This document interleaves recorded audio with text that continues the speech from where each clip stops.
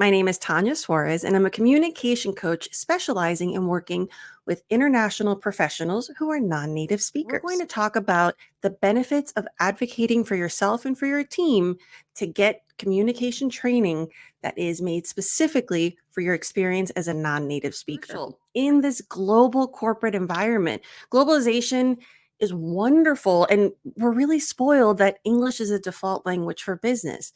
So what this allows you to do by having English and American English leadership communication training for your company and for yourself and for your team, it allows you to offer the resources that will help attract the top talent, that will take them away from maybe their native speaking company and be open to positions in these bigger companies or in different cities and have the resources that they need to thrive.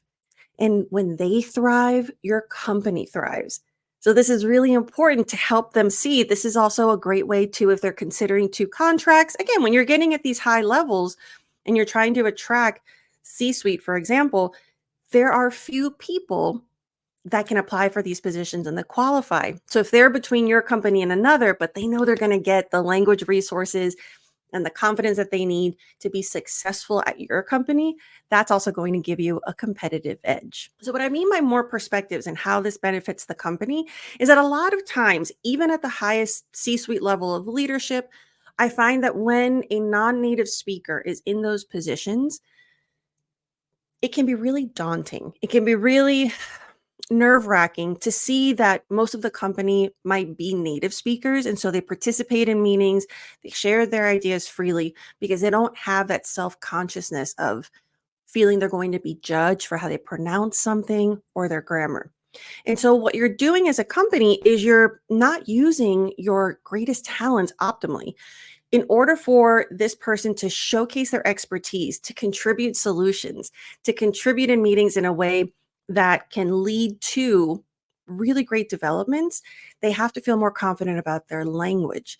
And so this is a difference between leadership communication training that's standard for native speakers and really offering something that's specific to the non-native speaker experience, because their issues are different, which means that the solutions are going to be different and they need to be a little more tailored to help them work through that confidence barrier, that linguistic barrier, and not only be able to communicate it clearly, whereas maybe for a native speaker, it's just about being more persuasive. For a non-native speaker, it's understanding what does persuasive mean in American corporate culture. It's also about having the confidence to speak up and not worry about making mistakes. So this is an added layer that can be really beneficial. And the more perspectives that you have, the more solutions that you have. And again, you're paying top dollar to have these managers and executives. You want to get the most out of them. These people are so full of knowledge and experience, and you're not getting that from them if they can't communicate that confidently. Another benefit is better representation. Now, of course, this could mean from the DEI perspective that you have more diverse voices, but what I actually mean is that for non-native speakers, because there are those moments of insecurity that might make them be more serious or shyer, or perhaps because of cultural differences, they might be more aggressive instead of diplomatic because that's the way that you negotiate in their culture, and they don't realize that that's not the most effective for the American culture. And so what I mean by better representation is that your executives and your managers, they're able to represent the company better. You will be able to trust to send them out to negotiate deals with clients, to go to conferences and represent your company with the integrity and the values that the company wants to put out there for their reputation, especially for executives, because they don't have as much time to go through group training. So I find with one-on-one coaching, it's a really great way for me to get in there and we identify what are 3 things or 5 things that are the most important for you. And we make sure that we target those. And then I can digress and find other things that might be beneficial to that skill. Now for online training, this is great because it could be a program. For example, I have a leadership communication program. That's something that's self-paced. For mine, it comes with group training. So not only do they get this really amazing intensive online program, but they also have a chance to ask questions and to be pushed a little further. So when I have managers or HR tell me some of their issues and I look at the demographics of who I'm training, I can tell, oh, okay, these are issues because of the cultural communication differences. So when you're able to present the problems, it'll get you the solutions better and faster.